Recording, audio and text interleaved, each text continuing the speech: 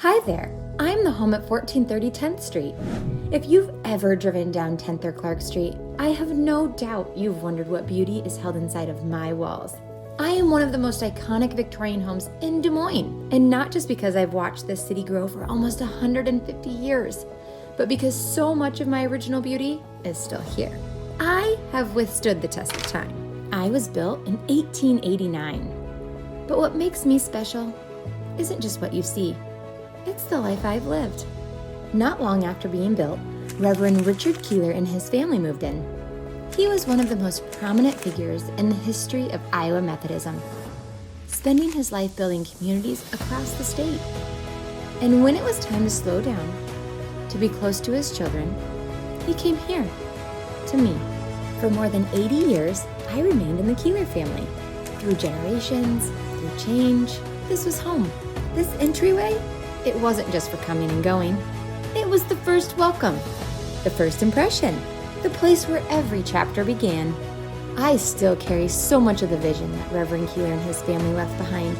That vision lives on in the original woodwork throughout the home, carefully preserved. The original fireplace, still standing. Stained glass panes throughout the house, casting a unique light when the sun is just right. And the staircase with its carved newel post, watching everything unfold. And above it all, my attic stands high over the city, decorative truss balconies with breathtaking views stretching all the way to the Iowa State Capitol. But with time comes change.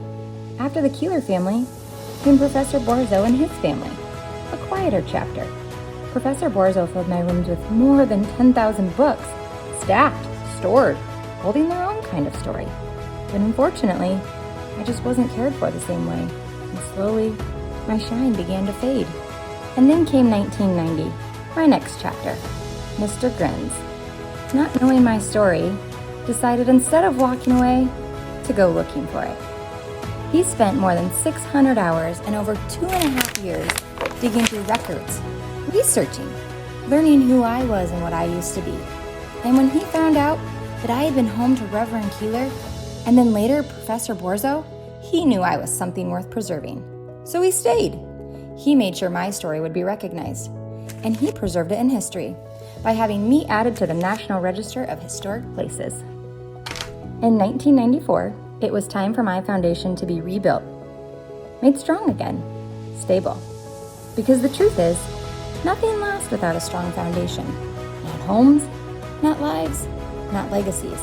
And from that point on, I have stood strong. And like every home with a long life, I've seen beautiful beginnings and hard endings. But through it all, those who have loved and cared for me, they kept showing up. Mr. Grins and his son, they kept showing up for me, pouring their time, their hearts, their hands, into keeping me strong, not perfectly, but faithfully. For the last 36 years, I have been cared for diligently, protected, and preserved. Because homes like me, we just don't come around that often.